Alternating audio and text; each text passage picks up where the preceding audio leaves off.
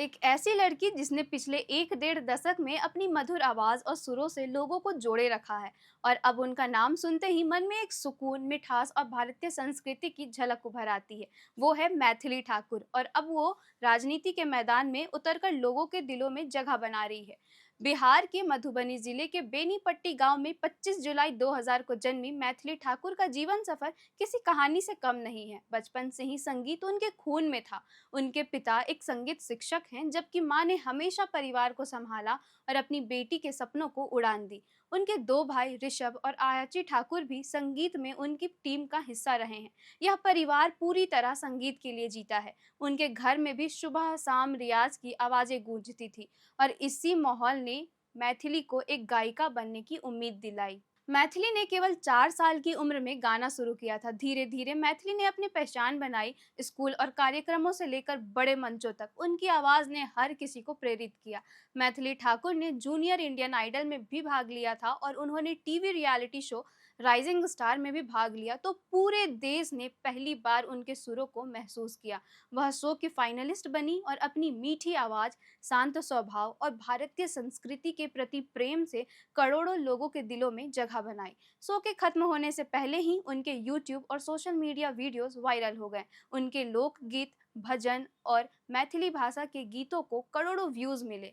उनकी गायकी में ना सिर्फ मिठास थी, बल्कि उनकी मिट्टी की खुशबू और संस्कृति की गहराई भी थी। मैथिली ठाकुर आज हिंदी, भोजपुरी, मैथिली, संस्कृत और बांग्ला जैसी कई भाषाओं में गाती हैं। उनके प्रसिद्ध गीत जैसे आई गिरी नंदिनी, रुद्राष्टकम, राम को देखकर और होली रे रसिया ने उन्हें देश विदेश में पहचान दिलाई। लोग कहते हैं कि मैथिली सिर्फ गाती नहीं, बल्कि हर गीत में जान डाल देती है। यही वजह है कि उन्हें मिथिला की पहचान कहा जाता है।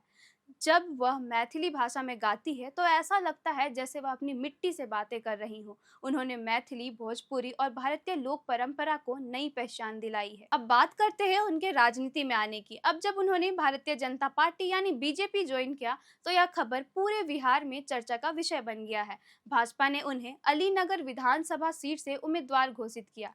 यह वही सीट है जहां 2020 में भाजपा समर्थक वीआईपी के मिश्री लाल यादव ने आरजेडी के विनोद मिश्रा को हराकर जीत हासिल की थी। भाजपा एक नए, लोकप्रिय और साफ सुथरी छवि वाले उम्मीदवार की तलाश की और मिथिला की बेटी मैथिली ठाकुर पर भरोसा जताया। मार्च 2022 में वीआईपी के एनडीए से अलग होने के बाद मिश्री लाल यादव भाजपा में शामिल हो गए। उनका विवादों में घिरा रहना चर्चा में था, और उनका जो मारपीट का वजह था वो भी काफी चर्चित रहा। 2020 के विधानसभा चुनाव में अलीनगर से 2 लाख से ज्यादा पंजीकृत मतदाता थे, जो 2024 में बढ़कर लगभग 3 लाख के करीब पहुंच गए। 2020 के आंकड़ों के अनुसार 12% अनुसूचित जाति के मतदाता थे। यहाँ यादव की संख्या करीब 1 लाख रही है, ब्राह्मणों की संख्या करीब 3 लाख और मुस्लिम मतदाताओं की संख्या सबसे अधिक यानी करीब 4 लाख तक की है।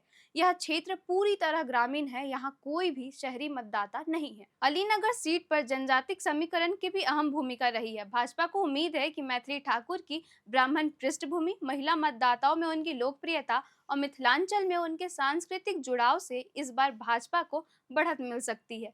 यह सीट बिहार की राजनीति के लिए इसलिए भी महत्वपूर्ण है क्योंकि यहाँ हर चुनाव में सामाजिक समीकरण और व्यक्तिगत छवि दोनों अपनी जगह अहम भूमिका निभाते हैं।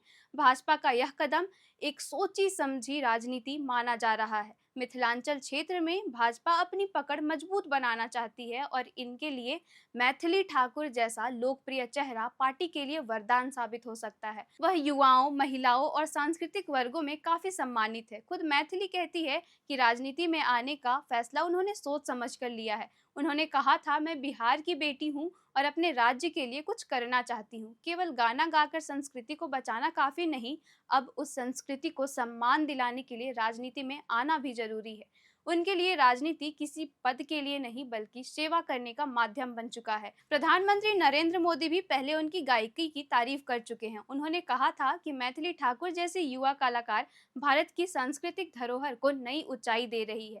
मैथिली खुद कहती हैं कि मोदी के अनुशासन, कार्यशैली और देश को आगे बढ़ाने की सोच ने उन्हें प्रेरित किया है। उन्होंने मुख्यमंत्री नीतीश कुमार की कार्यशैली को भी सम्मान दिया है। राजनीति में कदम रखने का मतलब मैथिली जानती है कि अब उनके लिए रास्ता आसान नहीं होगा। संगीत की दुनिया में उन्हें भरपूर प्यार मिला, लेकिन राजनीति में उन्हें विरोध का सामना करना पड़ेगा। विरोधी दलों का कहना है कि भाजपा ने सिर्फ प्रचार के लिए उन्हें टिकट दिया है, जबकि उनके समर्थक कहते हैं कि बिहार को ऐसी नई सोच और अच्छे और शांति से काम करने वाली नेताओं की जरूरत है। अलीनगर की जनता उन्हें सिर्फ एक गायिका नहीं बल्कि मिथिला की बेटी के रूप में देखती है, जहां एक गायिका अब अपनी आवाज से नहीं बल्कि अपने कामों से लोगों के दिल में जगह बनाने की कोशिश कर रही है। फिलहाल इतना ही। उम्मीद है आपको यह वीडियो पसंद आया होगा। मेरा नाम है किरण और ऐसे ही खबरों के लिए देखते रहे एयरना।